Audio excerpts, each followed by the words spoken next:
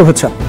আমন্ত্রণ চ্যানেল 24 এর নিয়মিত আয়োজন ইস্পাহানি মির্জাপুর চা মুক্তবাকে আপনাদের সাথে রয়েছে আজকে আমি Mohammad Imtiaz. Milestone school and কলেজে বিমান বিধ্বস্তের ঘটনায় হতাহতের যে ঘটনাটি ঘটেছে তাই আজকে সারাদিন রাষ্ট্রীয় শোক ঘোষণা করা হয়েছে এবং আমরাও আন্তরিকভাবে শোকাহত, গভীরভাবে শোকাহত। আর এই ঘটনায় মাইলস্টোন স্কুলে পরিদর্শনে গিয়েছিলেন দুই উপদেষ্টা এবং তারা প্রায় 9 ঘন্টা অবরুদ্ধ অবস্থায় ছিলেন, পাশাপাশি প্রেস সচিবও অবরুদ্ধ অবস্থায় ছিলেন এবং শিক্ষা উপদেষ্টা ও শিক্ষা সচিবের পদত্যাগের দাবিতে সচিবালয়ের সামনেও বিক্ষোভ হয়েছে। এই বিষয়গুলো নিয়ে আমরা আজকে আলোচনা করতে চাই। সম্মানিত অতিথি হিসেবে আমাদের সাথে স্টুডিওতে 3 জন অতিথি রয়েছেন। শুরুতে আপনাদের সাথে পরিচয় করে দিতে চাই। রয়েছেন বিএনপির জাতীয় নির্বাহী কমিটির সদস্য অ্যাডভোকেট শেখ ওয়াহিদুজ্জামান দীপু, রয়েছেন বাসদের সহ সাধারণ সম্পাদক রাজেকুজ্জামান রতন এবং রয়েছেন সাংবাদিক ও রাজনৈতিক বিশ্লেষক শুভ কিবরিয়া। আপনাদের 3 জনকে অনেক ধন্যবাদ আমাদের সাথে যুক্ত হওয়ার জন্য। শুভ কিবরিয়া, আপনাকে দিয়ে আমরা শুরু করতে চাই। ঢাকা মেডিকেল কলেজের পুলিশ ক্যাম্পের ইনচার্জ জানিয়েছেন যে আজকে বিকেল থেকে সন্ধে পর্যন্ত সচিবালয়ে যে আন্দোলনের ঘটনা ঘটেছে সেখানে প্রায় 90 জন আহত হয়েছেন এবং একজন সাংবাদিক ট্রিটমেন্টের জন্য গিয়েছেন এবং তাদের মধ্যে 2 জনের অবস্থা খুবই গুরুতর, যেটি তিনি জানিয়েছেন। এবং আমরা সোশ্যাল মিডিয়াতে বিভিন্ন জায়গায় দেখতে পাচ্ছি যে এই ঘটনার আড়ালে কেউ কলকাঠি নাড়ছে, এরকম একটি তথ্য প্রচারিত হচ্ছে। বিষয়টিকে কিভাবে দেখছেন? ধন্যবাদ সম্মানিত সহ আলোচক সহ যারা শুনছেন। আমরা একটা খুবই বিপজ্জনক পরিস্থিতির মধ্যে আছি। আমি সবসময় বলি যে আমাদের গোটা রাষ্ট্র একটা বিপজ্জনক পরিস্থিতির মধ্যে দিয়ে যাচ্ছে। এখানে আমাদের সবাই যদি আমরা দায়িত্বশীল না হই তাহলে এই বিপর্যয় এড়ানো খুব কঠিন হবে। মাইলস্টোনে যে ঘটনাটি ঘটেছে এটা মানে গত 2 দিন ধরে আমার ধারণা যে গোটা দেশের মানুষ ট্রমাটাইজড, গোটা দেশের মানুষ স্বাভাবিক নাই। তো এই সময় এরকম একটা বিপদের সময় আমাদের কিভাবে রিয়্যাক্ট করতে হয়, বিপদের সময় আমাদের আচরণ কীরকম হওয়া উচিত, দায়িত্বশীলরা কিভাবে এই বিপদকে মোকাবেলা করবেন, সেই যে প্রসেস, সেই প্রসেসের মধ্যে একটা ব্যাপক ঘাটতি আমরা দেখতে পাচ্ছি। কারণ বছরের পর বছর ধরে আমাদের এখানে প্রাতিষ্ঠানিকতাগুলো যে ধ্বংস হয়ে গেছে, প্রতিষ্ঠানগুলোকে যে আমরা ডিস্ট্রয় করে ফেলেছি, তার প্রমাণ কিন্তু এই বিপদের মধ্যে আমরা দেখলাম। আপনি দেখেন যখন এই ঘটনাটা ঘটলো, এত বড় একটা ঘটনা, এই বাচ্চাদের মানে এরকম কি চোখের সামনে দেখা যায়, আমরা দেখছি। তারপরে আমাদের ক্রাউড ম্যানেজমেন্ট দেখেন, আমাদের রাজনৈতিক দলগুলোর দায়িত্ব দেখেন, সেখানে যে ক্রাউডকে আরও ক্রাউড করে দেওয়া এবং বার্নিং একটা ডিফারেন্ট জিনিস। বার্নিং আর অন্য দুর্ঘটনা কিন্তু এক জিনিস না এবং বার্নিংয়ের চিকিৎসার জন্য আমাদের সব হাসপাতাল প্রস্তুত না, সুতরাং বার্নিং একটা স্পেশালাইজড চিকিৎসা। সেইখানে আমরা আমাদের লোকদেরকে, ঘটনাটা ঘটেছে উত্তরায়, সেখান থেকে ঢাকা মেডিকেলে নিয়ে আসা, এই যে দীর্ঘ পথ, মানে আপনি, আমার তো ধারণা বার্নিংয়ে যারা মানে আহত হয়েছেন তাদেরকে যদি আমরা আরেকটু কেয়ার দিতে পারতাম, আরেকটু প্রসেসের মধ্যে ফেলে তাদের ট্রিটমেন্ট দিতে পারতাম, তাহলে তাদেরকে অনেক প্রাণহানি আমরা বাঁচাতে পারতাম। যাই হোক, এখন যে ঘটনাটা ঘটেছে আজকে আপনি যেটা বললেন, এটা খুবই অবাক করার বিষয় যে আমরা তো আজকে, আমি তো সরাসরি ফেসবুকে টিভিতে দেখলাম যে ছাত্ররা আসলো, ছাত্রদের গ্রিভেন্স আছে, সেই গ্রিভেন্সকে এখন সচিবালয়ে কি যে কেউ ঢুকে যাবে? তাহলে আমরা কোথায় নিরাপদ? সচিবালয়ে কিন্তু সবাই ঢুকে গেল এবং ঢুকে যাওয়ার পরে আপনি অ্যাক্টিভ হলেন, তাদেরকে আবার মারপিট করে আহত করলেন। তাহলে এটা আগে থেকে একটা প্রসেস কেন নেওয়া গেল না? 1 নম্বর। ছাত্রদের গ্রিভেন্সের কারণটা কি? ছাত্ররা কালকে থেকে ছাত্রদের যে 6 দফা দাবি, সেই 6 দফা দাবির মধ্যে প্রথম দাবি হচ্ছে নিহত এবং আহতদের সঠিক সংখ্যা। আরে ভাই, একটা ঘটনা ঘটেছে, এখানে আপনি মানে মৃত এবং আহত লোকের খোঁজটা পাবেন না? এটা একটা কোনো রাষ্ট্র হতে পারে? এমন একটা রাষ্ট্রে আমরা দাঁড়িয়ে আছি যে মানুষ সন্দেহ করবে যে আপনি লাশ গুম করেছেন, মানুষ সন্দেহ করবে যে আমার আহত নিহতের সংখ্যা প্রপারলি বলা হচ্ছে না। কেন এটা হবে? এটার মনস্তাত্ত্বিক কারণ দেখেন, আমরা প্রতিষ্ঠানগুলোর উপর আস্থা রাখতে পারছি না।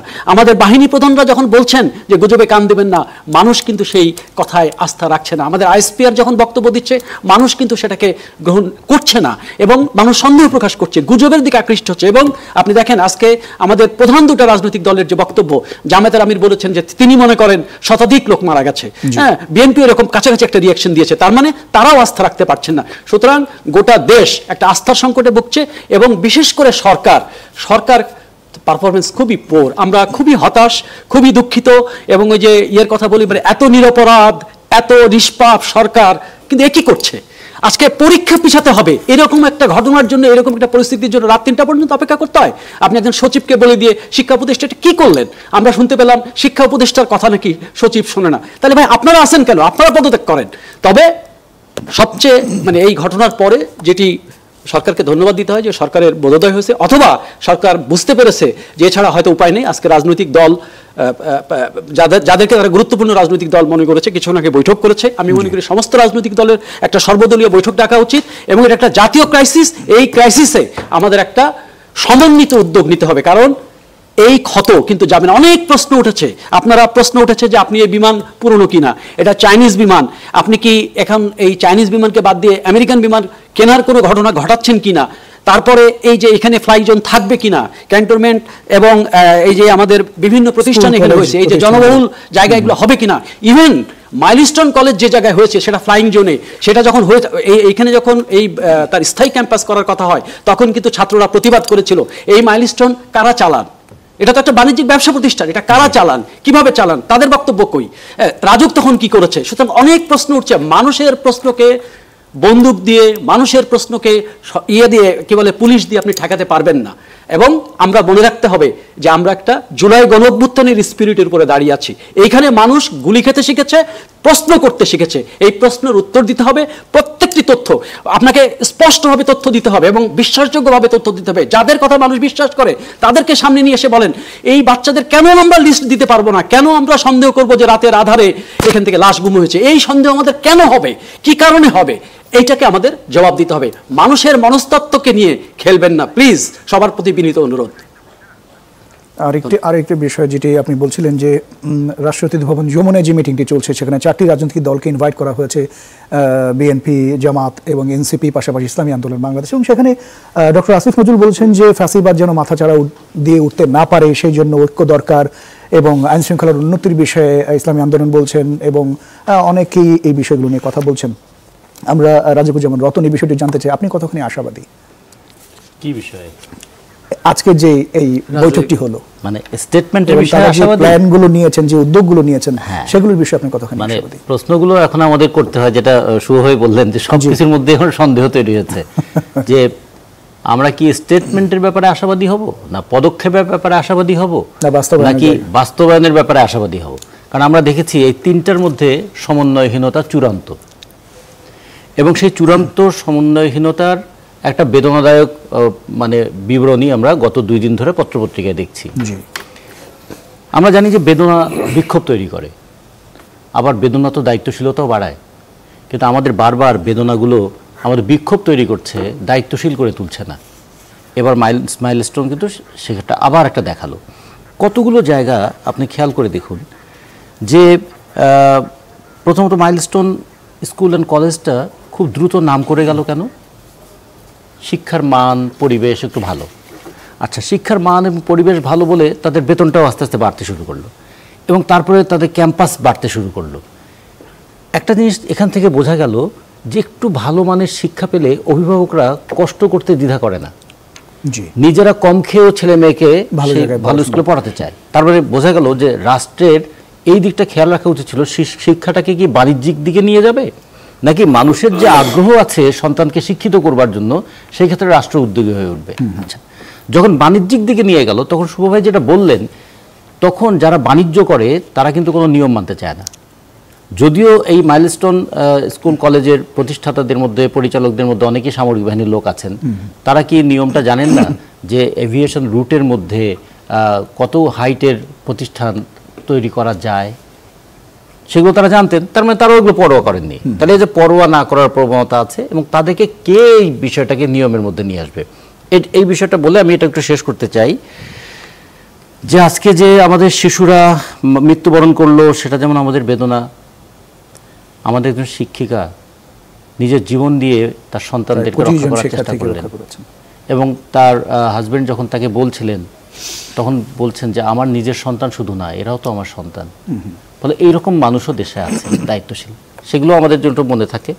পাশাপাশি যে ক্রাউড ম্যানেজমেন্টের কথা, মানুষ বেদনাহত হয়ে যখন ছুটে এসেছে তখন সেই মানুষকে পেটানোটা কোনো বড় কাজ না, বরঞ্চ যদি বলা হতো আপনারা ভিড় করবেন না, আপনাদের একটু ভিড় করা একটা জীবন প্রদীপ নিভে যেতে পারে, আমরা দেখছি, আপনারা খেয়াল করুন, দেখুন আমরা কাজ করছি। সেই দায়িত্বশীলতার জায়গা থেকে যদি সাপ্লিমেন্ট একটা প্রশ্ন যদি করি, যেটি ডক্টর আসিফ নজরুল বলছিলেন যে ফ্যাসিবাদ যেন নতুন করে মাথা চাড়া দিয়ে উঠতে না পারে সেজন্য ঐক্য দরকার। হ্যাঁ, সবাইকে সজাগ থাকার জন্য একটা ঐক্য দরকার। মানে এই বিষয়টা আসলে কিভাবে দেখেন? এর আগের ঘটনাগুলো আলোচনা করে তারপরে যদি আমি ফ্যাসিবাদের উত্থানের আতঙ্কটা নিয়ে আলোচনা করি, তো সেই কাজটা হয়নি, না হওয়ার কারণে, এবং কলেজ কর্তৃপক্ষ যদি বলতো আমাদের কলেজে এতজন ছাত্র, এর মধ্যে এতজনকে ইতিমধ্যে হাসপাতালে নিয়ে যাওয়া হয়েছে, বাকিদেরটা আমরা দেখছি, তাহলে হতো কি, এটা তো আর রানা প্লাজার মতো ঘটনা না যে মানে কলেজের হোক অথবা সরকারের পক্ষ থেকে হোক, কোনো পক্ষ থেকে বলা হয়নি, ফলে গুজবের ডালপালা বিস্তৃত হয়েছে। এবং তারপরে যখন আবার অ্যাকশনে গিয়েছে আমাদের আইন প্রয়োগকারী সংস্থা, তখন মানুষ মনে করেছে আইন প্রয়োগকারী সংস্থা খেপে গেল কেন, তারা আমাদেরকে পেটাচ্ছে কেন, তারা নিশ্চয়ই কিছু গোপন করতে চায়। এই যে সন্দেহের উপর যদি শক্তি প্রয়োগ করা হয়, সন্দেহ তখন আরো বাড়তে থাকে। এইরকম পরিস্থিতি যখন চলছে, তখন আজকে যখন সবাই বলছেন যে তুমি আরো কঠোর হও, আইন শৃঙ্খলা ভালো করে রক্ষা করতে হবে, আবার ফ্যাসিবাদ নাকি মাথাচাড়া দিয়ে উঠছে। ফ্যাসিবাদটা আসলে কি? অন্যের মতটাকে গ্রহণ করতে না চাওয়া, অন্যের মতটাকে প্রকাশ করতে না দেওয়া, আমি যা বলছি সেটাই আইন, আমি যা বলছি সেটাই নিয়ম, এই প্রবণতা দ্বারা পরিচালিত হওয়া, এগুলো তো ফ্যাসিবাদের মানসিক ভিত্তি। এই প্রবণতা আগেও আমরা দেখেছিলাম। তার মানে তাহলে আগের সঙ্গে এখনকার পার্থক্য কি করব আমরা? আমরা অভ্যুত্থানের মধ্য দিয়ে সেই পরিবর্তনটা করতে চেয়েছিলাম, যে অন্তত এই প্রশ্নটা তো, আজকে যে ছাত্ররা রাস্তায় নেমেছে দুটো কারণে নেমেছে, একটা হচ্ছে তাদের বিক্ষোভের কারণে, আরেকটা হচ্ছে তাদের প্রশ্রয়ের কারণে। গত দীর্ঘদিন ধরে মবকে যেভাবে জাস্টিফাই করা হয়েছে, যারা মবকে জাস্টিফাই করেছেন তারা আজকে তার ভয়াবহতাটা দেখতে পাচ্ছেন। আজকে নেমেছে বেদনায়, কিন্তু এই বেদনা তাদের মধ্যে শৃঙ্খলা আনলো না কেন? দুটো কারণে আনে নাই। যে আপনারা শোক দিবস ঘোষণা করলেন গোটা দেশে, সেই সময় এটা ঘোষণা করতে পারলেন না যে আগামী দিন স্কুল কলেজে শিক্ষা প্রতিষ্ঠানে পরীক্ষা হবে না। আপনারা 23 এবং 24 তারিখের পরীক্ষা স্থগিত করতে পারলেন, কিন্তু 22 তারিখের পরীক্ষা স্থগিত করতে পারলেন না। এই যে মিসম্যানেজমেন্ট, এই মিসম্যানেজমেন্ট তো কখনো মানুষের মধ্যে ক্ষোভের মাত্রাটা বাড়িয়ে তোলে, এরকম একটা দিক। 2 নম্বর হচ্ছে আমরা ফ্যাসিবাদ বলতে বলতে যেন একটা এমন বিষয় দাঁড় করিয়ে ফেলেছি যে সব কাজ আগের মতো ট্যাগিং এবং ব্যাগিং কালচারের মধ্যে চলে গেলাম, যে যাকে আবার প্রয়োজন হচ্ছে তাকে ব্যাগে ভরে ফেলো, আর যাকে আবার অপছন্দ হচ্ছে তাকে ট্যাগিং দিয়ে দাও। আজকেও যে ছেলেটাকে ট্যাগ দিয়ে দেওয়া হলো স্বৈরাচারের দোসর বলে, এখন দেখা গেল সে তো এই ফ্যাসিবাদ বিরোধী আন্দোলনের একটা সামনের কাতারের ছেলে ছিল। এই যে ট্যাগ দেওয়ার সংস্কৃতি, এরপরে তো কোনো একটা কথা বললে মানুষ এখন আশেপাশে তাকিয়ে কথা বলবে, আমার এই কথাটা কে আবার কোট করে কিনা, কে ভুলভাবে ব্যাখ্যা করে কিনা, কার অনুভূতিতে আঘাত লাগে কিনা, কে আবার স্বৈরাচারের দোসর হয়ে যায় কিনা, এইভাবে কি গণতন্ত্রের চর্চা হয়?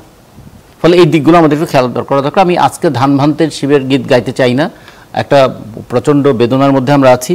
একদিকে হাসপাতালে আমাদের যারা বেঁচে আছেন তারা মৃত্যু যন্ত্রণায় কাতরাচ্ছেন, এবং কখনো কখনো আমাদের মনে হচ্ছে এই যন্ত্রণা ভোগ করার অন্তত দুঃখ থেকে একদল মানুষ স্বেচ্ছায় নিজেদেরকে মুক্তি দিয়েছেন। আমরা তাদেরকে বাঁচাতে পারি নাই, আমরা বাঁচাতে পারিনি, তার পিছনে আমাদের দুটো বড় ব্যাপার আছে। এত বড় একটা ঘটনা ঘটলো, ঢাকা শহরে এই বিষয়ে ম্যানেজ করার মতো কয়টা হাসপাতাল আছে? আমরা না মধ্যম আয়ের দেশে চলে গেছিলাম? আমরা না কত উন্নতির জায়গায় চলে গেছি? 1 2 নম্বর হচ্ছে এইরকম একটা বিষয় ম্যানেজ করার মতো উত্তরা থেকে আমাদের রোগীদেরকে নিয়ে আসতে হচ্ছে বার্নিং নিয়ে আসতে হচ্ছে। এই পথটা যে ম্যানেজ করার মতো সেই ইয়েটা কোথায়, এফিসিয়েন্সি আমাদের কোথায়? 3 নম্বর হচ্ছে সবাই আমরা এত প্রদর্শনবাতিকতায় হয়ে গেলাম যে আমরা বাম জোটের পক্ষ থেকে বাসদ এবং সিপিবির নেতারা আমরা ওখানে গিয়েছিলাম, আমরা গিয়ে ফুটপাতে দাঁড়িয়ে থাকলাম, কারণ আমরা অন্তত এইটুকু জানতাম মানুষের শরীরের সবচেয়ে বড় অর্গান হচ্ছে তার স্কিন, একদম পায়ের নখ থেকে মাথা পর্যন্ত। এই স্কিন যখন পুড়ে যায় অথবা এখানে যখন কেটে যায় তখন ইনফেকশন হওয়ার সম্ভাবনা প্রচণ্ডভাবে বেড়ে যায়। ফলে রুগীকে দেখতে যাওয়া, তার বিছানায় বসা, এইটা বরঞ্চ রুগীর জীবনটাকে বিপন্ন করে তোলে। বরঞ্চ ওখানে উদ্যোগ নেওয়া দরকার ছিল যে এই জায়গাটা যত ক্লিয়ার করে রাখা যায়, কিন্তু আমরা সেখানেও প্রদর্শনবাতিকতা দেখলাম। 1 নাম্বার 2, আমাদের কি মিডিয়াগুলো এমন হয়ে যাচ্ছে যে সব জায়গায় গিয়ে কমেন্ট নেওয়ার জন্য বুম নিয়ে দাঁড়িয়ে থাকতে হবে, আর আমাদের রাজনীতিবিদরাও এসে বুমের সামনে এসে দাঁড়াতে হবে তাদের? তো এটাও একটু খেয়াল করার মতো যে আমরা কি দেখাতে গিয়ে কি আড়াল করে ফেলছি। আমরা দেখাতে চাইছি আমাদের নিজেদেরকে, আড়াল করতে চাইছি আমাদের দায়িত্ববোধটাকে।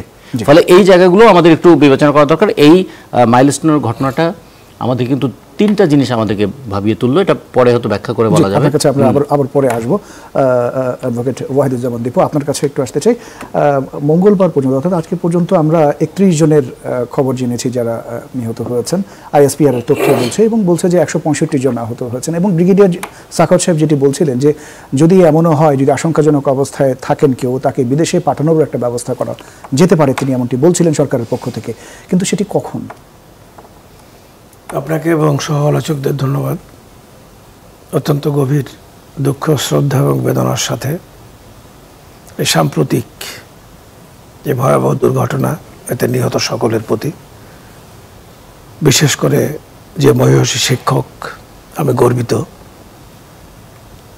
আমি একটি রাজনৈতিক দল করি, সেই দলের প্রধান শহীদ রাষ্ট্রপতি জিয়া রহমানের খুব নিকটাত্মীয় ছিলেন মেহরিন চৌধুরী। তিনি একটি সমকালীন সময়ের মানবিকতার একটি উৎকৃষ্ট উদাহরণ দেখিয়েছেন। আমি তাকে শ্রদ্ধার সাথে স্মরণ করছি, সকল শহীদদের প্রতি শ্রদ্ধা জ্ঞাপন করছি, আহতদের আশুরোগ মুক্তিতে কামনা করছি।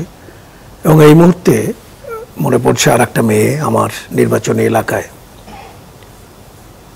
মোল্লার ফকিরের চিতলমারী বাগেরহাট জেলার চিতলমারী উপজেলার কলাতলা কুনিয়া গ্রামের প্রবাসী এক পিতার একমাত্র মেয়ে ফাতিমা, ওই মাইলস্টোন স্কুলেই পড়তো। ও শাহাদত বরণ করেছে। আজকে তার বাবা কুয়েত থেকে এসছেন এবং তাদের আহাজারি শোকের মাতম আমি ফেসবুকে দেখেছি, দেখতে পারিনি প্র্যাকটিক্যালি। খুব কষ্টের সাথে তাই স্মরণ করছি। আসলে এই দুর্ঘটনাকে এই জাতির জন্যে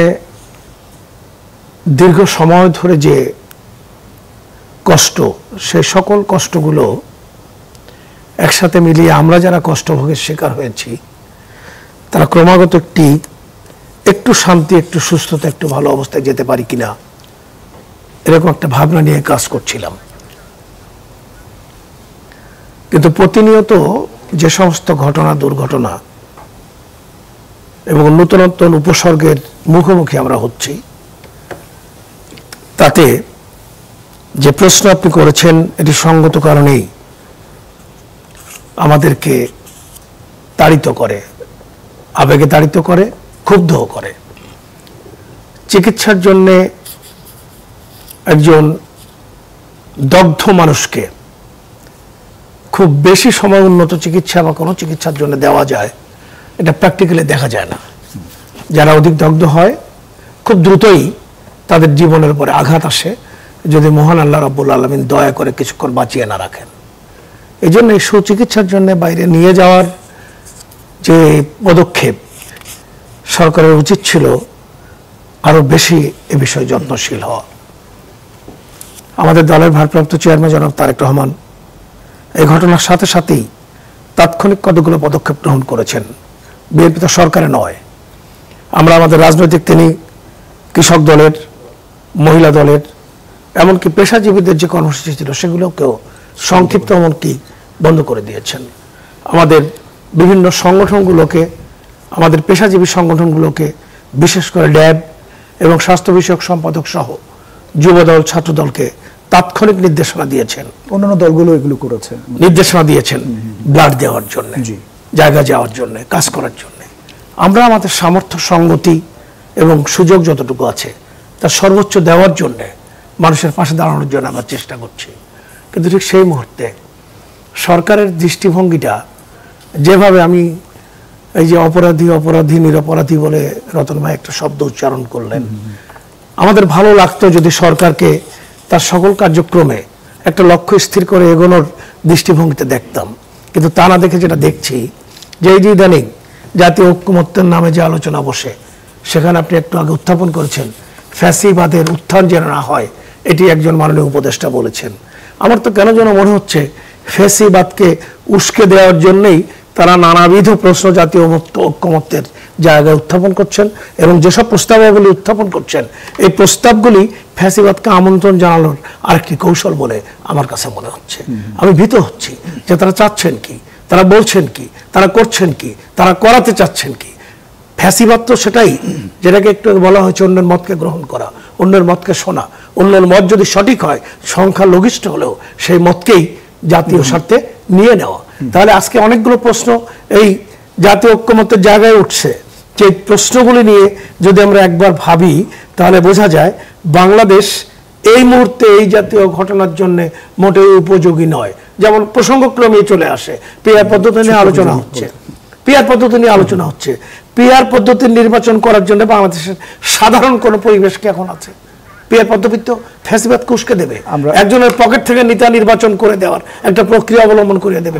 আপনার কথাগুলো আবারও শুনবো, ছোট্ট একটা বিরতি নিয়ে আসি ফাঁকে, বিরতির পর আপনার কাছে নিশ্চয়ই আসবো এবং আপনার কথাগুলো শুনবো। দর্শক, ছোট্ট একটা বিরতির সময় হলো, ফিরছি একটু পর, সাথে থাকবেন নিশ্চয়ই।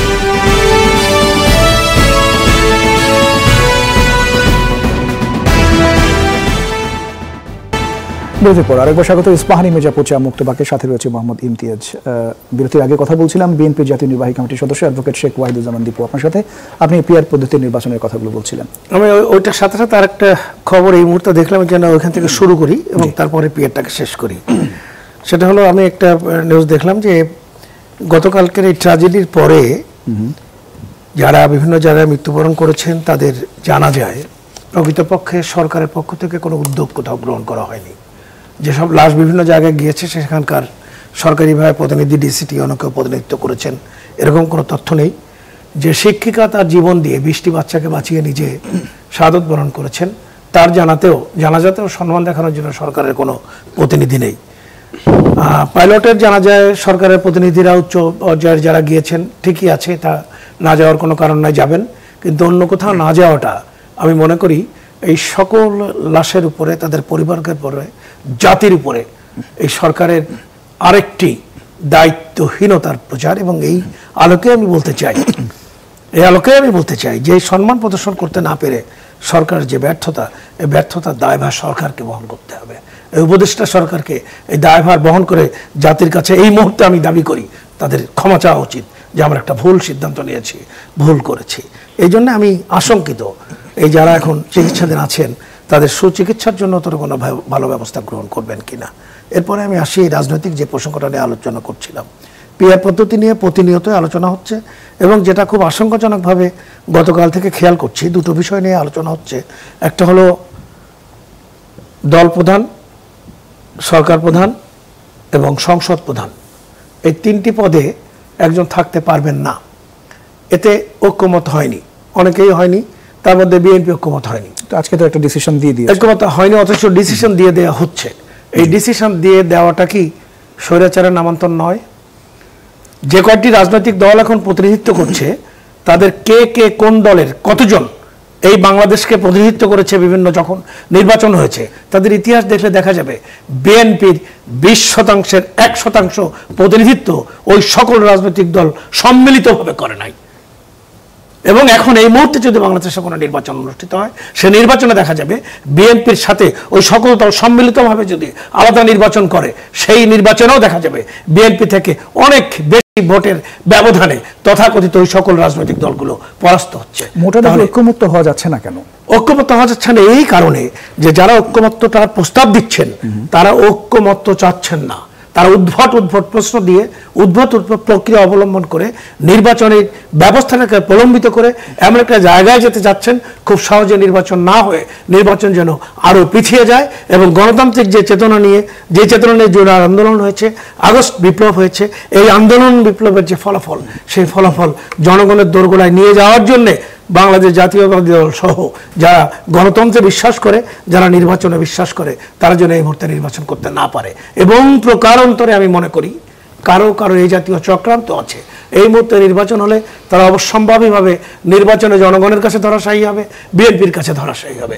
ফলে তাদের পায়ের তলে মাটি ঘোষানোর জন্য তাদের আরও কিছু সময় লাগবে এবং সেই সময়টা হেন তেন যেন প্রকারে সরকারকে কাজে লাগিয়ে এবং বিভিন্ন ধরনের উদ্ভট প্রক্রিয়া অবলম্বন করে নতুন সিচুয়েশন তৈরি করে এমন একটা জায়গায় নিয়ে যাবে যাতে অবস্থাটা স্বাভাবিক না থেকে অস্বাভাবিকের দিকে যাবে। এবং এক পর্যায়ে এই মুহূর্তে নির্বাচন করার মতো যথেষ্ট উপযুক্ত সময় বাংলাদেশে বিদ্যমান নেই, এই কথাটি বলে সংস্কারের দোহাই দিয়ে আরও কিছু সময় অতিবাহিত করে তাদের যে কাঙ্ক্ষিত সময়, সে সময়গুলো তারা এই তত্ত্বাবধায়ক সরকারের ঘাড়ে বন্দুক রেখে তারা তাদের আইন শৃঙ্খলা জায়গাটা যদি একটু আসে, আইন শৃঙ্খলা বাহিনীর যে অবনতির যে ইস্যুসগুলো, সেই জায়গাটা আমরা কি ধরনের কাজগুলো করতে পারি এবং সামনে নির্বাচনের কাজগুলো আসছে? আমার মনে হয় আইন শৃঙ্খলা বাহিনীকে অর্গানাইজ করার মূল দায়িত্ব তো সরকারকে নিতে হবে। যদি শৃঙ্খলিত নাও হয়, আসলে সুষ্ঠু নির্বাচনটাও তো এই যে নাও হয়, হবে না কেন, এটা হওয়ার দায়িত্বটা পালন না করে এটাকে যদি আরো, যেমন কিছুক্ষণ আগে বলা হচ্ছিল, মব সংস্কৃতিকে আমরা উস্কে দিচ্ছি, মব সংস্কৃতি উস্কে দিয়ে আইন শৃঙ্খলা বাহিনীকে যদি আমরা শাস্তির আওতায় রাখি, যে ওদেরকে কিছু বললে শাস্তি হবে, তাহলে নর্মাল কোর্সে ওদেরকে কিছু বলা হবে না, ওরা উৎসাহিত হবে, মব সৃষ্টি হবে এবং বেআইনি কার্যক্রমে তারা ধাপিত হবে। আর যখনই বেআইনি কার্যক্রমগুলো বাড়তে থাকবে, যখনই উচ্ছৃঙ্খলা বাড়তে থাকবে, বিশৃঙ্খলা বাড়তে থাকবে, সঙ্গত কারণেই নির্বাচনের জন্য সুস্থ পরিবেশ তখন বিদ্যমান থাকবে না। এবং যারা চাচ্ছেন পিছন থেকে কলকাঠি নাড়ছেন এই নির্বাচনের সময়টাকে প্রলম্বিত করে দিয়ে সহজভাবে নির্বাচনটি যাতে না হয় সেই জায়গাটিতে নিয়ে যেতে তারা ইচ্ছাকৃত হবে। আমাদের কেন যেন সন্দেহ হচ্ছে এই উপদেষ্টা সরকারের মধ্যেও এরকম বর্ণচোরা কিছু উপদেষ্টা আছে যারা এই কর্মকাণ্ডের সঙ্গে যুক্ত, প্রশাসনের একটি বৃহৎ অংশ এই কর্মকাণ্ডের সঙ্গে যুক্ত, এবং নূতন তথাকথিত সকল রাজনৈতিক দল, এমনকি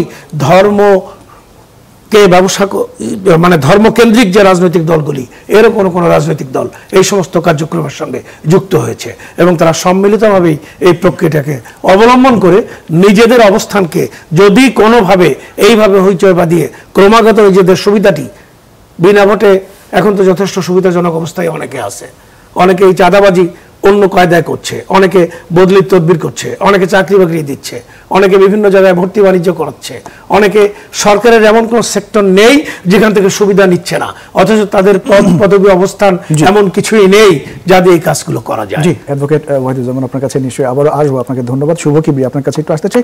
আইন শৃঙ্খলা বাহিনীর অবনতির কথাগুলো বলছিলাম, বিশেষ করে সেনাবাহিনীকেও আমরা দেখেছি মাঠে, সেক্ষেত্রে দেশের বাইরে আমাদের ভাবমূর্তির জায়গাটা কতখানি, এবং অ্যাডভোকেট ওয়াহিদুজ্জামান বলছিলেন যে কিছু বর্ণচোরা অ্যাডভাইজারি বোর্ডে থাকতে পারেন, এই বিষয়টি যদি একটু। যে আজকে আসলে এই বেদনা বিধুর দিনে আমরা আসলে এতটাই মানে মগ্ন আছি এই বেদনা নিয়ে, এবং আমাদের কি হবে সামনে সেটা ভাবার সময় আসলে রাজনৈতিক আলোচনাগুলো একটু কষ্টকর হয়ে যাচ্ছে। তবুও বলি যে আমি সবসময় বলি, আমি যতবারই টকশোতে আসি ততবারই বলি যে দেখেন আজকে যে পরিস্থিতির মধ্যে আমরা পড়েছি, এই পরিস্থিতিতে পড়ার কারণটা আজকের লোকরা না, এই পরিস্থিতিতে পড়ার কারণটা আমার রাজনৈতিক দলগুলোর ব্যর্থতার কারণে। প্রতিষ্ঠান হিসেবে আমাদের রাজনৈতিক দলগুলো পারফর্ম করতে ব্যর্থ হয়েছে, সে কারণেই 111 এসেছে, সে কারণেই 24 এসেছে। এবং যখন যার হাতে ক্ষমতা গেছে এবং 2/3 মেজরিটি গেছে, বড় ক্ষমতা গেছে, পরের বার সে এসে আরেকটা বিপর্যয় ঘটিয়েছে। তো এটা আমাদের একদম রাজনৈতিক সংস্কৃতি। যদি আপনি দেখেন 73 সালের নির্বাচনের পরে 75, 79 সালের নির্বাচনের পরে 81, এরপরে 88 নির্বাচনের পরে 90, তারপরে শেখ হাসিনার হাতে নির্বাচন দেওয়ার পরে তো কি হলো ওটা তো আমরা দেখলামই। তো সুতরাং সবাইকে দোষ দেওয়া যৌক্তিক নিশ্চয়ই আছে, কিন্তু রাজনৈতিক দলগুলো পারফর্ম করতে পারেনি। এখন যেমন আমি সবসময় বলি যে দেশের বৃহত্তম রাজনৈতিক দল হিসেবে বিএনপি দাবি করছে, অতীতের ভোটের হিসাবে সেটাই সঠিক, সেই হিসাবে বিএনপির রাজনৈতিক দায়িত্ব অনেক বেশি।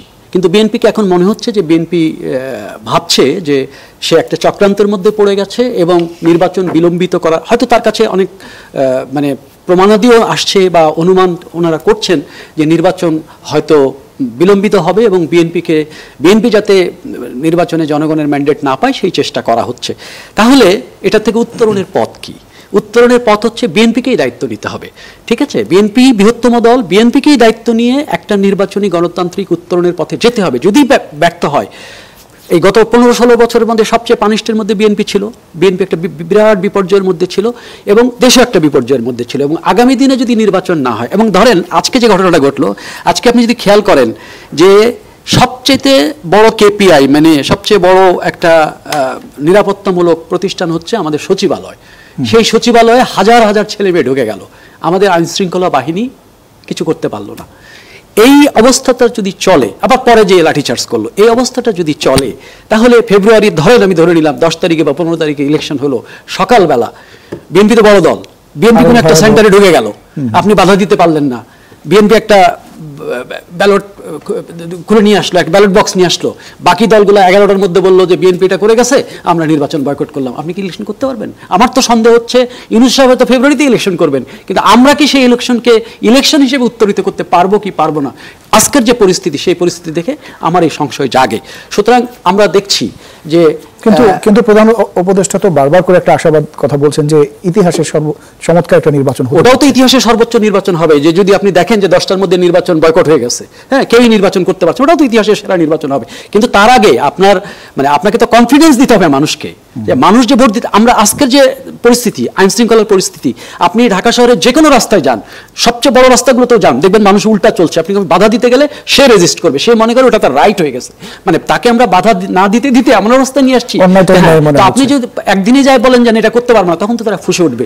এই যে চাচ্ছে সে সচিবালয়ের মধ্যে ম্যাজিস্ট্রেসি পাওয়ার দেয়া আছে, তারপরেও কেন আইন শৃঙ্খলা বাহিনীর উন্নতিটা হচ্ছে? এখন এটা তো সরকারের দায়িত্ব, সরকার সেনাবাহিনীকে ম্যাজিস্ট্রেসি পাওয়ার দিয়েছে, এবং আজকেও তো আমরা দেখলাম যে সেনাবাহিনীর উপস্থিতি থাকলো, তারা ঠেকানোর চেষ্টা করলো, কিন্তু ঘটনা যা ঘটার ঘটছে। আমার ধারণা যে এখন এগুলো তো সিমটম, আমার তো উত্তরণ হতে হবে। যেমন আজকে যে ঘটনাটা ঘটলো, যে দেখুন এত বড় বিপর্যয়ের পরে যখন ফ্যাসিবাদ উঠে যাচ্ছে, ফ্যাসিবাদ ঢুকে যাচ্ছে, এবং আন্দোলনের মধ্যে ছেলেরা বলছে যে শেখ হাসিনাকে ফিরিয়ে আনতে হবে, এই আজকে মিছিলের মধ্যে দেখলাম, তখন সবাই মিলে সরকার মনে করলো যে এবার রাজনৈতিক দলগুলোর সাথে বসা উচিত, মিটিং করা উচিত। এইটা একটা কন্টিনিউয়াস প্রসেস হওয়া উচিত রাজনৈতিক দলগুলোর সঙ্গে আলাপ আলোচনার ভিত্তিতেই, আমি মনে করি। কারণ এই সরকার পারফর্ম করতে ব্যর্থ হয়েছে, এই উপদেষ্টা পরিষদ পারফর্ম করতে ব্যর্থ হয়েছে, এটা আজকে খুব কষ্টের সঙ্গে বলতে হয়। আপনি চিন্তা করেন, এত বড় ঘটনার পরে একজন স্বাস্থ্য উপদেষ্টাকে আমরা দেখলাম না, আমরা শুনলাম যে উনি অসুস্থ, উনি দিনের আলোতে বেরোতে পারেন না, বছরের পর, তাহলে ওনাকে পোষার দরকার কি? যদি পুষতেই হয় অন্য কোনো ভাতা দিয়ে আপনারা পোষেন, তার যদি চিকিৎসার দরকার হয় সরকারি পয়সায় সেটা করেন। তো এইরকম একজন স্বাস্থ্য উপদেষ্টা কেন আমরা রাখতেছি? কেন এই সিচুয়েশনের মধ্যে আপনার আইন উপদেষ্টাকে যেতে হয়? এবং গতকাল ফেসবুকে একটা স্ট্যাটাস আপনি হয়তো খেয়াল করেছেন, সামন্তলালকে ফিরিয়ে আনার বিষয়ে বলা হয়েছে। এগুলো তো ধরেন আপনি ফ্যাসিবাদকে ঘর থেকে বের করে দিয়েছেন, ফ্যাসিবাদ কি বসে থাকবে? সে তো যে কোনো সুযোগ পেলে ঢোকার চেষ্টা করবে, আপনার দুর্বলতার মধ্য দিয়ে তো সে ঢুকবে। আপনি দুর্বল হচ্ছেন কেন? আপনি স্কোপগুলো দিচ্ছেন কেন? আপনি ব্যর্থ হচ্ছেন কেন? আপনার ব্যর্থতা, শুধু এই ব্যর্থতা না, আজকে একজন পিতার কথা আপনারা নিশ্চয়ই শুনেছেন, ওইখানে যার সন্তান মারা গেছে সে একজন শিক্ষক পিতা, উনি বলছেন, কাঁদতে কাঁদতে উনি বলছেন যে আমি আর এদেশে থাকবো না, এদেশের পলিটিশিয়ানরা এদেশটাকে পলিউট করে ফেলেছে, আমরা এদেশে আর থাকবো না, বুঝছেন? আমি অ্যাসিস্ট্যান্ট প্রফেসর, আমার ওয়াইফ ও কেমিস্ট্রির লেকচারার, আমরা থাকবো না এদেশে। এই কথাটার মর্ম বোঝেন? পুরো কনফিডেন্স হারিয়ে ফেলেছি আমরা এই দেশের উপর থেকে। আমরা কোথায় যাবো? আমরা সব লোককে আমেরিকা যেতে পারবো? উনি হয়তো যেতে পারবেন, আরেকজন হয়তো যেতে পারবেন। সুতরাং রাজনৈতিক দলগুলোর এখন দায়িত্ব হচ্ছে এই কনফিডেন্সটা ফিরিয়ে আনা। এই মানে নির্বাচনে কে যাবে না যাবে, আবার ভোটের হিসাবের মধ্যে আমি একটা কথা বলি, ভোটের হিসাব হচ্ছে বিএনপি 30% 35% যে ভোট পেয়েছে, গত 20 বছরে তো ভোটই হয় নাই। বিএনপির ভোট বাড়ছে না কমছে, এটা মাপার উপায় কি? 1 নম্বর, 4 কোটি নতুন ভোটার হয়েছে, যারা কোনোদিন ভোট দেয় নাই, সে কাকে ভোট দেবে আমরা জানি। সুতরাং ভোটের হিসাব যে আমরা করছি সেটার মধ্যেও কিন্তু অনেক গলদ আছে, গলদ থাকতে পারে। কাজেই আমি মনে করি যে রাজনৈতিক দলগুলো, আবার বিএনপির দিক থেকে যে প্রশ্নটা হচ্ছে সেটাও ভ্যালিড, যে বিএনপি এত বড় একটা দল, কিন্তু তাকে এখন হচ্ছে ধরেন যে কোনো আসন পায় নাই, তার সমমানে যায় লড়াই করতে হচ্ছে। এটা তার জন্য 5 জন মিলে 5 জন এরকম লোক দাঁড়াচ্ছে, উনি বিএনপি একা দাঁড়াচ্ছে, তো বিএনপির জন্য এটা একটা স্ট্রাগলিং। হ্যাঁ, আবার বিএনপির ধরেন বিরাট দল, গোটা দেশে তাদের লোকজন আছে, প্রশাসনের সাথে তারাই আছে, চাঁদাবাজিতেও আছে, সহযোগিতাও আছে। এবং এই যে বহিষ্কার করতেছেন, আপনার তাহলে 4000 লোক কেন বহিষ্কার করতে হইলো? বহিষ্কার করতে হইলো যে আপনার তৃণমূলে আপনি নিয়ন্ত্রণ করতে পারছেন না, বহিষ্কার করছেন, পানিশমেন্ট দিচ্ছেন, তার মানে বহু লোক হয়তো এটা করছে, তার মধ্যে 3000কে আপনি বহিষ্কার করছেন। তো বিএনপি তো একটা বড় দল, বিএনপির জন্য চ্যালেঞ্জ আছে, এবং আমি মনে করি, আমি ভরসাও করি বিএনপির উপরে, কারণ বিএনপি ছাড়া এই পরিস্থিতিটাকে উত্তরিত, মানে বিএনপির রাজনৈতিক, আমি সবসময় বলি যে আমার বন্ধু বান্ধব যারা আছে, যে ভাই এখন অ্যাক্টিভিজম বাদ দিয়ে মাথাটা একটু খাটাও, আমরা অনেক ষড়যন্ত্রের মধ্যে আছি। যে কথাটা দীপু ভাই বলেছেন, ষড়যন্ত্রের যেমন নির্বাচন না হওয়ার, এই যে বিমান দুর্ঘটনা হলো, এর মধ্যে আলোচনা শোনা যাচ্ছে যে চাইনিজ বিমান না কিনে আমেরিকান বিমান কেনার ধান্দা তৈরি হইতেছে কিনা, তাই না? তারপরে এই যে কেনাকাটা হয়, এই যে আজকে কেনাকাটার কথা এসছে, এবং অনেক এভিয়েশন বিশেষজ্ঞ টিভিতে এসে বলেছেন যে কমিশন তো খায় বড়রা, উপরের লোকজন, নিচের লোকজনের পানিশমেন্ট হয়, নিচের লোকজন মরে। শহরের বাইরে স্থানান্তরের বিষয়গুলো সেটা তো একটা টেকনিক্যাল বিষয়, রানের সমস্যাগুলো নিয়ে অনেক কথাগুলো বলা হচ্ছে, কিন্তু এগুলো ধরুন টেকনিক্যাল বিষয়। কারণ যখন এয়ারপোর্ট হয়েছিল, তখন তো আর চারপাশে এত লোকালয় ছিল না। আবার এখানে যে সামরিক বিমানগুলো যায়, এটার একটা মজার ব্যাপার আছে, সামরিক বিমানগুলো কিন্তু টেক অফ করে এবং ল্যান্ডিং করে এখানে, সে যায় অন্য জায়গায়। এটা দুর্ঘটনা ঘটার পরে তো আমাদের অনেক জিনিস আসছে এখন সামনে, এগুলো বিশেষজ্ঞদের নিয়ে, এই জন্য একটা খুবই মানসম্মত তদন্ত হওয়া উচিত, ঠিক আছে, এবং যে প্রশ্নগুলো উঠেছে জনমনে, এই যে আপনি যে প্রশ্নটা করলেন যে এখানে এটা থাকবে কি থাকবে না, এই শহরের মধ্যে জনবহুল শহরের মধ্যে এগুলো থাকবে কি থাকবে না, সেগুলো আমাদের একটা তদন্ত করে একটা ব্যবস্থা নেওয়া উচিত। কিন্তু আমি যে বিপদের জায়গাটা দেখতেছি যে এটা তো একটা ঘটনা, কালকে আমরা যেভাবে ম্যানেজ করলাম গতদিনের ঘটনাটা, ঠিক আছে, এবং আমি খেয়াল করে দেখলাম যে আমাদের নারী ফুটবল দল যখন বিজয়ী হয়ে এসেছিল, আমি এটা খুব মনোযোগ দিয়ে দেখেছি যে ওইখানেও কিন্তু আমরা ক্রাউড ম্যানেজমেন্ট করতে পারিনি, আমরা কিন্তু কোথাও ক্রাউড ম্যানেজমেন্ট করতে পারছি না। কালকে যদি একটা ভূমিকম্প হয় গুলশানে, বনানীতে, ধানমন্ডিতে, উত্তরায়, পুরান ঢাকায়, যেখানে হোক, আপনি কিভাবে ম্যানেজ করবেন? ঠিক আছে, তো সেই ব্যবস্থাপনাটা কই? এখানে একটা কমান্ড থাকে, একটা সিঙ্গেল নেতৃত্ব থাকে, সে পুরোটা কমান্ড করে, সেই নেতৃত্ব আমরা কই দেখলাম? আমরা কিন্তু কোনো কোঅর্ডিনেশন দেখছি না। মানে আমাদের ভয়াবহতা আপনি বুঝছেন, কালকে যদি মেট্রো রেল ভেঙে পড়ে আপনি কিভাবে এটা ম্যানেজ করবেন? এই কিভাবে লোকজনকে উদ্ধার করবেন? এত একটা ছোট জায়গায় এত কোটি কোটি লোক বসবাস করতেছে, 2 কোটি 2.5 কোটি লোক বসবাস করতেছে। সুতরাং এটা হচ্ছে আবার ওই রাজনীতির প্রশ্ন। আমাদের রাজনীতি শক্তিশালী হয়ে ওঠে, আমাদের রাজনীতি যদি সুসংগত হতে, এবং যে কোনো অবস্থায় একটা গণতান্ত্রিক উত্তরণ যদি আমরা না ঘটাতে পারি, ঠিক নির্বাচনের মধ্য দিয়ে, ভালো নির্বাচনের মধ্য দিয়ে, তাহলে আমাদের এই বিপর্যয়গুলো ঘটতেই থাকবে। অনেক ধন্যবাদ। আপনার কাছে আবার আসবো। রাজিকুজ্জামান রতন, আপনার কাছে একটু আসতে চাই। এই মানে সোশ্যাল মিডিয়াতে বা সামাজিক যোগাযোগ মাধ্যমগুলোতে যে ঘটনাগুলো ঘটছে, যে মানে ভুল বলি, অপতথ্য, মিথ্যা তথ্য, গুজবের যে ডালপালাগুলো গজাচ্ছে, সরকারের পক্ষ থেকে যেহেতু সরাসরি যেহেতু কোনো তথ্য দেওয়া হচ্ছে না, এই কারণে সাধারণ মানুষজন এই বিষয়গুলো বিশ্বাস করে ফেলছেন। ডক্টর সামন্তলালের কথাগুলো আমরা যদি ইস্যু আসি, হ্যাঁ, এছাড়া ম্যানেজমেন্ট ইস্যুগুলো নিয়ে বলছিলেন শুভ কিবরিয়া, এই বিষয়গুলো যদি একটু জানতে চাই। যখন আমরা সোশ্যাল মিডিয়া বলছি তখন এসব হলো পার্সোনাল প্ল্যাটফর্ম, সে তার মতো করে অনেক কথাই বলতে পারে। রাষ্ট্রের দায়িত্ব, কিন্তু মানুষ তো বিশ্বাস করে ফেলছে সেগুলো। হ্যাঁ, সেটা একটা বিষয় যে মানুষ কেন বিশ্বাস করে, মানুষ যাচাই করার আগেই বিশ্বাস করে কেন? মানুষের মনের মধ্যেও সেই কথাগুলো থাকে বলে তখন হয়তো মিলে যায় বলে বিশ্বাস করে। তাহলে আমাদের খেয়াল করতে হবে যে সবচেয়ে বেশি দায়িত্বটা পালন করতে হবে যাদের দায়িত্ব আছে। সাধারণ মানুষ অনেক ভুল কথা বলতে পারে, অনেক ভুল প্রচার করতে পারে, অনেক ভুল পদক্ষেপ নিতে পারে। সেই সময় সাধারণ মানুষকে ভুল থেকে ঠিক জায়গায় সঠিক তথ্য দিয়ে সামনে পরিচালনা করার দায়িত্বটা কার? সমস্ত প্রচার মাধ্যমগুলোর সঙ্গে তো একটা ব্রিফিং করতে পারতেন আমাদের যারা দায়িত্বে আছেন তারা, যে এই হচ্ছে আমাদের তথ্য, এইটা আপনারা প্রচার করুন। কিংবা আপনারা নিজেরাই দেখুন, যদি এই ঢাকঢাক গুড়গুড়টা না হতো তাহলে হয়তো মানুষ এই সন্দেহটা করতো না। এটা হলো একটা দিক। 2 নম্বর হচ্ছে, এ পর্যন্ত যতগুলো ঘটনা ঘটেছে সবগুলো ঘটনাতেই যেভাবেই হোক একটু ধামাচাপা দেওয়ার একটা প্রবণতা ছিল। 3 নম্বর হলো, যে কোনো ঘটনা ঘটলেই সেটা দোষটা কার উপর চাপাবো সেই একটা প্রবণতা উপরের মহল থেকে সবসময় থাকে। আগে ঘটনাটা ঘটলে সেটাকে তো ম্যানেজ করতে হবে। তো আমরা ক্রাউড ম্যানেজমেন্ট বলি বা ক্রাইসিস ম্যানেজমেন্ট বলি, এর মধ্যে তো প্রথম কথাটা হচ্ছে যে ঘটনাটা ঘটছে সেটাকে ম্যানেজ করতে হবে। আমাদের প্রথমেই অপোনেন্টটা একটু খুঁজে বের করতে হয়, এবং এই যে প্রবণতাটা থাকে তখন হয় কি, প্রতিপক্ষ সুযোগ পেয়ে যায়, অথবা কখনো কখনো মানুষ মনে করে ও তো এটা বলবেই, আগে থেকে একটা পারসেপশন তৈরি হয়ে যায়। এই জন্য আমরা মনে করি যে একটা কথা খুব সুন্দর বলেছেন যে এই সরকারকে সমস্ত দিক থেকে সহযোগিতা করতে এসেছিলেন দেবপ্রিয় ভট্টাচার্যরা। তিনি এই গত বেশ কিছুদিন ধরে কাজ করে তিনি একটা জিনিস বলেছেন যে আগে যখন যে সরকার ছিল, যাকে আমরা অগণতান্ত্রিক, স্বৈরাচারী, ফ্যাসিস্ট নানা অভিহিত করেছি, তাকে কোনো কথা বললে সে শুনতো কিন্তু গায়ে লাগাতো না।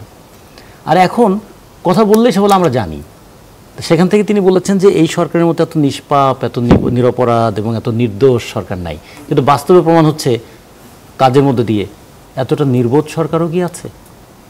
এই কথাটা বলাটা একটু শক্ত কথা হয়ে গেল, কিন্তু বাস্তবে দেখুন তো প্রত্যেকটা ঘটনায়, এবং আগের সিদ্ধান্তটা পরে কেন পাল্টে যাচ্ছে? তখন মানুষের মধ্যে হয় যে আজকে যে সিদ্ধান্তটা ঘোষিত হলো কালকে সেই সিদ্ধান্তটা কার্যকর থাকবে। তো মানুষ তো একটা কনসিস্টেন্সি দেখতে চায়, একটা কন্টিনিউটি দেখতে চায়, সবচেয়ে বেশি একটা কনফার্মেশন চায়। তো সেই জায়গাগুলোতে আমরা কিন্তু খুব বড় কোনো ঘটনা দেখি নাই। আর একটা জিনিস খেয়াল করুন, মানুষ যখন শকড হয়, যখন ট্রমাটাইজড হয়, তখন নানা ধরনের প্রবণতা তার মধ্যে তৈরি হতে পারে। সেই সময় তাকে আশ্বস্ত করবে কে? ভরসা দেবে কে? আজকে তো অনেক প্যারেন্টস বিভিন্ন জায়গায় ঘুরে বেড়াচ্ছেন, ছবি নিয়ে ঘুরে বেড়াচ্ছেন, তারা তাদের বাচ্চাকে খুঁজে পাচ্ছেন না, স্বজনকে খুঁজে পাচ্ছেন না। তো এই নিয়ে সরকারের তরফ থেকে কি ধরনের পদক্ষেপ নেওয়া উচিত বলে মনে করেন? দুটো জিনিস প্রথমে বলা উচিত ছিল, ধরুন কেউ যদি বলে 100 জনের বেশি মৃত্যুবরণ করেছে বা 100 জনের বেশি মৃত্যুবরণ করবে, রাজনৈতিক ব্যক্তিরা বলছেন এই সমস্ত বলার আগে ঠিক নয়। আগে বলতে হবে যে আচ্ছা হাসপাতালে কতজন আছে, আমার ওই সময় হাসপাতালে 165 বলছেন আইএসপিআর এর পক্ষ থেকে। এটা কি খুব কঠিন ব্যাপার এই ডিজিটাল যুগে? 15 মিনিটের মধ্যে এই বিষয়টা বের করে ফেলা দরকার যায় না? যে আমার স্কুলে যে সমস্ত অভিভাবকরা বলছেন যে তাদের সন্তানকে খুঁজে পাচ্ছেন না, আপনাদের সন্তানের নাম এবং আপনার যদি আইডি কার্ডটার নাম্বারটা থাকে একটু দিন, আমরাও একটু প্রচার করে দিই যে অমুক অমুককে পাওয়া যাচ্ছে না। আর যদি আপনার ওটা আমরা দেখি আহতদের মধ্যে তারা আছে কিনা, এমন কোনো নিহত কি আছে যাকে ডিএনএ টেস্ট করে প্রমাণ করতে হবে? যদি থাকে তাহলে আমরা দেখব যে 6 জন কিংবা 7 জন আছে, এতখানি পুড়ে গেছে যে কোনোভাবে আইডেন্টিফাই করা যাচ্ছে না, তাহলে আমরা ওখান থেকে ডিএনএ টেস্ট করব আমরা। হ্যাঁ, তাহলে এইরকম যদি হয় তাহলে মানুষ বুঝতো যে সরকার কিন্তু পদক্ষেপ নিচ্ছে, মানুষের আতঙ্ক আছে, উদ্বেগ আছে, সরকারের একটা পদক্ষেপও আছে। এই উদ্বেগের সঙ্গে সরকারের যদি উদাসীনতা দেখে, তো সরকারও যদি একটা গা ছাড়া ভাব থাকে, হচ্ছে হোক এরকম একটা মানসিকতা যদি থাকে, মানুষের কিন্তু তখন ক্ষোভের পারদ বাড়তে থাকে। আমরা এই জন্য মনে করি যে এই ঘটনার মধ্যে দিয়ে 3টা যে বিষয় বেরিয়ে এসছে, একটা হলো যে ত্রুটিগুলো কোথায় সেটা চিহ্নিত করার সুযোগ তৈরি হয়েছে, আর একটা হলো দুর্বলতাটা কি আমাদের ম্যানেজমেন্টের, আমাদের হাসপাতাল ব্যবস্থাপনার। উত্তরা থেকে এই পর্যন্ত বাংলাদেশের জনসংখ্যার ঘনত্ব যদি দেখি, প্রতি বর্গ কিলোমিটারে 1200 জন। ঢাকা শহরের ঘনত্ব হচ্ছে, জনঘনত্ব হচ্ছে প্রতি বর্গ কিলোমিটার 50,000 জন। তবে এত ভাস্টলি পপুলেটেড জায়গায়, তাহলে সেখানে হাসপাতাল ফ্যাসিলিটিস বলি, সেখানে অন্যান্য ফ্যাসিলিটিসগুলোর ব্যাপারে সরকারের অতীতের উদ্যোগগুলো কী ছিল, সেগুলোকে শুধু সমালোচনা করব না, ভবিষ্যতেও আমাদের এগুলো যেন আমরা খেয়াল করতে পারি। তৃতীয়ত হচ্ছে যে আমাদের জনগণের মধ্যে অন্তত এই জায়গাটা নিয়ে আসতে হবে যে আমরা সহানুভূতি দেখাতে গিয়ে আমরা যেন বিপদ বাড়িয়ে না তুলি। আমরা অন্তত ডাক্তারদের, আমরা খেয়াল করে দেখেছি কয়েকজন ডাক্তারের একটা আমরা প্রোগ্রামটা দেখেছি, তারা খেতে বসেছেন, খাওয়া থেকে উঠে চলে গেছেন তারা দায়িত্ব পালন করার জন্য। ফলে ডাক্তারদেরকে তো দায়িত্ব পালনের সুযোগটা করে দিতে হবে, পরিবেশটা করে দিতে হবে। তো ফলে জনগণকেও এটা বলা যে আপনি কিন্তু স্নেহ দেখাতে পারবেন কিন্তু চিকিৎসা দিতে পারবেন না। চিকিৎসা দেওয়ার জন্য কিন্তু ডাক্তার লাগবে, চিকিৎসা দেওয়ার জন্য কিন্তু ওষুধ লাগবে, নার্স লাগবে, তাদের ব্যবস্থাটা করে দেখুন। আপনারা একটু বাইরে অপেক্ষা করুন, আমরা দেখুন তো আমরা কি করছি। এই যে কনফিডেন্স লেভেলটাকে বাড়িয়ে তোলার জন্য ব্যাপক প্রচারটা দরকার ছিল, সেইটাকে আমরা প্রচারের চাইতে বরঞ্চ আড়াল করার একটা চেষ্টা ছিল বেশি। আপনি হয়তো আরেকটা বিষয় খেয়াল করেছেন, প্রধান উপদেষ্টা স্বাস্থ্য বিষয়ক বিশেষ সহকারী সাইদুর রহমান জানিয়েছেন যে পরিমাণ সরঞ্জাম বার্ন স্টেটে রয়েছে তা দিয়ে 72 ঘন্টা পর্যন্ত তারা কার্যক্রম চালাতে পারবেন। এছাড়া বলছেন যে সিঙ্গাপুর থেকে একদল টিম আসছে, ইন্ডিয়া থেকেও আসছে, এরপরে কি হবে? হ্যাঁ, না একটা জিনিস খেয়াল করুন, আমরা ওখানে যাওয়ার পরে দেখলাম হাসপাতাল থেকে বলা হলো যে দেখুন এই বার্ন রোগীদের এখনই কোনো রক্ত লাগবে না, এটা 24 ঘন্টা পরে লাগবে। আপনারা বিভিন্নভাবে ডোনার ছিলেন। হ্যাঁ, ফলে যেহেতু তার মানে এখান থেকে বোঝা যায় যে সহানুভূতি শুধু না, সহযোগিতা করবার জন্য উদ্গ্রীব মানুষের সংখ্যাও কিন্তু অনেক। সবাই যে শুধু ভিড় করেছেন তা না, তারা কিন্তু সহযোগিতা করার জন্য ওখানে গিয়েছেন। এই মানুষদের যেমন রক্ত ম্যানেজ করতে হবে, হ্যাঁ সেটা তো ম্যানেজ করতে হবে। সেই রক্ত দিতে গিয়ে তো হুড়োহুড়ি করার তো কোনো দরকার নেই। তাহলে যে রক্তটা দিলাম সেই রক্তটাও তো ঠিক মতো যদি মেনটেন করা না হয়, সে রক্ত দিতে গিয়ে তো আবার জীবন বিপন্ন হয়ে যেতে পারে।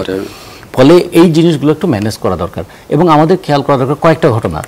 নিমতলিতে যে ঘটনা ঘটেছিল একদম মেডিকেলের পাশেই, কিংবা আমরা যদি তার আগে পুরনো ঘটনাগুলো যদি দেখি, রানা প্লাজার ঘটনা, আমরা তাজরিনের ঘটনা, এগুলো আমরা দেখেছি যেগুলোতে একটু বেশি সংখ্যক মানুষ আহত বা নিহত হয়েছে। হ্যাঁ, কিংবা কিছুদিন আগে সেজান ফুডসে যেটা হলো 52 জনের মতো। তো এইরকম ঘটনাগুলো ঘটলে আমরা কিভাবে ম্যানেজ করতে পারি, এগুলো থেকে আমাদের শিক্ষাটা কি খুব ভালো হয়েছে? আমার মনে হলো যে না, শিক্ষাটা ভালো হয়নি। শিক্ষাটা ভালো হলে এই ঘটনাটা এবং আর একটা আতঙ্ক ছড়িয়ে পড়েছে। আচ্ছা, ওই বিমানটা তো 12 মিনিট আকাশে ছিল, আচ্ছা ওটা যদি মাইলস্টোনে না পড়ে অন্য কোথাও পড়তো, কারণ সে তো কন্ট্রোল করতে পারছে না, বিমানটা যদি অন্য কোথাও পড়তো তাহলে আর কি হতে পারতো? মানুষ কিন্তু এখান থেকে একটা ট্রমার মধ্যে পড়ে আছে যে এরপরে এরকম ঘটনা ঘটলে বিমানটা কোথায় পড়লে, বিমান তো জানে না যে সে কোথায় পড়বে। ওই ছাত্ররা কি জানতো যে তাদের মাথার উপর একটা এরকম বিপদ নেমে আসছে? তো ফলে আমরা এইরকম একটা বিপদের আশঙ্কার মধ্যে আছি, সেইখানে তারা আমরা ভরসা করতে চাই বিপদ যাই হোক না কেন আমাদের সরকার তার সামর্থ্য অনুযায়ী সেটা ম্যানেজ করার সর্বোচ্চ চেষ্টা করছে। এই ভরসাটা মানুষের পাওয়া দরকার। কিন্তু এই ভরসার চাইতে আমরা ভয় দেখাতে দেখি, লাঠি নিয়ে যদি মানুষকে তাড়া করে তাহলে মানুষ কিন্তু ভরসা পাবে না, বরং আতঙ্কের একটা ইয়ে চলবে। অনেক ধন্যবাদ আপনাকে। আপনার কাছে আবার আসবো। অ্যাডভোকেট শেখ ওয়াহিদুজ্জামান, আপনার কাছে একটু আসতে চাই। এখন এই মুহূর্তে আমরা একেবারে শেষ পর্যায়ে রয়েছি। আমাদের নগর পরিকল্পনা নিয়ে বারবার অভিযোগ থাকে, নিয়ম না মেনে গড়ে ওঠে বিভিন্ন সময় বিভিন্ন জায়গায় নগরায়ণে যে বিষয়গুলো বলি, এবং রানওয়ের ইস্যু নিয়েও কথা হচ্ছিল যে এই জায়গা কেন চেঞ্জ করার বিষয়টা আসছে, এবং 50 কিলোমিটারের ভেতরে যেন আবাসিক এলাকা, স্কুল, হাসপাতাল হবার কথা না, কিন্তু আমরা দেখছি তাই। এবং ন্যাশনাল ম্যানেজমেন্টের ব্যাপারে একটা তথ্য দিয়ে একটু সাহায্য করি। আমাকে একজন দায়িত্বশীল পাঠিয়েছেন। আপনি যে টাঙ্গাইলের মির্জাপুর উপজেলার একজন সন্তান মারা গেছেন মাইলস্টোনে, ওখানে জানাজা হয়েছে, এখন উপজেলা নির্বাহী সহ উপস্থিত ছিলেন, ছবি সহ পাঠিয়েছেন। বলে দেবো আমি এটা, এই টোটাল বিষয়গুলো কিন্তু ন্যাশনাল ক্রাইসিস, আর এই ক্রাইসিস ম্যানেজমেন্ট করার জন্য স্টেটমেন্ট ছাড়া এগুলো কিন্তু করা যায় এটা আমার মনে হয় না। উই নিড এ স্টেটসম্যান নাও। আমি এই প্রসঙ্গেই আমি ঠিক 2 মিনিট লাগবে, আমাদের পার্টির ভারপ্রাপ্ত চেয়ারম্যান তারেক রহমান সাহেব একটা স্টেটমেন্ট দিয়েছেন, 2 মিনিটের মধ্যে এটা পড়া হয়ে যাবে। জাতির এই শোকের সময় আমি সকল গণতন্ত্রপন্থী সহযোদ্ধাদের প্রতি শান্ত সংহত থাকার আহ্বান জানাচ্ছি। বিভেদমূলক সংঘাত বা মব উচ্ছৃঙ্খলতা বন্ধ করার লক্ষ্যে সহনশীলতা, আত্মসংযমের উপর ভিত্তি করে আমাদের একটি সমাজ ব্যবস্থা গড়ে তুলতে হবে। নিষিদ্ধ ঘোষিত ছাত্র রাজনৈতিক সংগঠনের কিছু সদস্যদের নিয়ে জনতা ও পুলিশের মধ্যে উত্তেজনা সৃষ্টির এবং সহিংসতা উস্কে দেওয়ার উদ্বেগজনক খবর পাওয়া যাচ্ছে। এই সকল গোষ্ঠীকে অনুরোধ করব, বাংলাদেশের ইতিহাসের এমন একটি শোকাবহ মুহূর্তকে নিজেদের স্বার্থে কাজে লাগানোর চেষ্টা থেকে বিরত থাকুন। এর পরিবর্তে জাতি হিসেবে ঐক্যবদ্ধ হওয়ার এবং সহানুভূতি ও একতা প্রদর্শনের দিকে আমাদের মনোযোগ দেওয়া উচিত। আমাদের শক্তি ব্যয় হোক নিখোঁজ প্রিয়জনদের খুঁজে বের করা, নিহতদের সঠিকভাবে হিসাব করা, আহতদের সর্বোত্তম চিকিৎসা নিশ্চিত করা এবং বিমান দুর্ঘটনার মূল কারণ নির্ধারণে কর্তৃপক্ষকে সুষ্ঠু তদন্তের সুযোগ করে দেওয়ার কাজে প্রাণহানির শিকার নিরীহ ব্যক্তিবর্গ এবং তাদের শোক সন্তপ্ত পরিবারগুলোর পাশে আমাদের হৃদয়ের সকল অনুভূতি। বাংলাদেশকে ঐক্যবদ্ধ থাকতে হবে এবং প্রতিটি সংকটকে সংহতি নিয়ে মোকাবেলা করতে হবে। আমি মনে করি আজকের এই মুহূর্তে এটি সবচেয়ে বেশি প্রয়োজন। যে ইউনো সাহেব জানাজে উপস্থিত হয়েছেন তাকে আমি ধন্যবাদ জানাচ্ছি। আপনাকে অনেক ধন্যবাদ। আমরা শুভদীপ, আপনার কাছে একটু ছোট্ট করে যদি আপনার কোনো পরামর্শ থাকে এই দুর্যোগ পরামর্শ না, একটা আমরা খুবই দুর্যোগের মধ্যে আছি, বিপু ভাই ঐক্যবদ্ধ থাকতে পারি এবং রাজনৈতিক দুর্যোগের কথা বলেছেন, এবং আমাদের এই দুর্যোগ উত্তরণ করতে হবে। এই বিপদের দিনে প্রথম কথা হচ্ছে শান্ত থাকা, ঐক্যবদ্ধ থাকা এবং ভবিষ্যতের দিকে তাকিয়ে ভবিষ্যৎ যাতে নির্বিঘ্ন হয় সেই প্রচেষ্টাটা নেওয়া, সবাই সবার জন্য দায়িত্বশীল। রাজাবুজ্জামান রতন, আপনি যদি আপনার আমরা মনে করি যে বিপদ কখনো বলে কয়ে আসে না, কিন্তু বিপদ মোকাবেলার প্রস্তুতিটা সবসময় রাখতে হয়। আমাদের রাষ্ট্রের কাছে আমরা এইটুকু প্রত্যাশা করব যে আমাদের এই ঢাকা শহর তো শুধু না, সারা বাংলাদেশে যেখানেই প্রাকৃতিক দুর্যোগ হোক, মনুষ্যসৃষ্ট বিপদ হোক, সেটা মোকাবেলা করার জন্য রাষ্ট্র যে মানুষের পাশে আছে এই প্রত্যয়টা আগে তৈরি করা দরকার। তাহলে মানুষের মধ্যে একটা আস্থার জায়গা তৈরি হবে। জাতীয় ঐক্য সৃষ্টির লক্ষ্যে এখন সমগ্র জাতিকে ঐক্যবদ্ধ করতে হবে এবং সে লক্ষ্যকে সামনে রেখে গণতান্ত্রিক প্রক্রিয়ায় জনগণের স্বার্থকে এবং জাতিকে ঐক্যবদ্ধ করা যায় সেজন্য গণতান্ত্রিক প্রক্রিয়ায় সক্ষ নির্বাচন ব্যবস্থা করে খুব দ্রুততম সময়ের মধ্যে জনগণের হাতে রাজনৈতিক ক্ষমতা, প্রশাসনিক ক্ষমতা অর্পণ করলেই এই জাতিকে এখন রক্ষা করা। আপনাকে আপনার তিনজনকে অনেক অনেক ধন্যবাদ। দর্শক আপনাদেরকে ধন্যবাদ। দিন শেষে দেশটা আমাদের, দেশটা গোছানোর দায়িত্ব আপনার, আমার, আমাদের সকলের।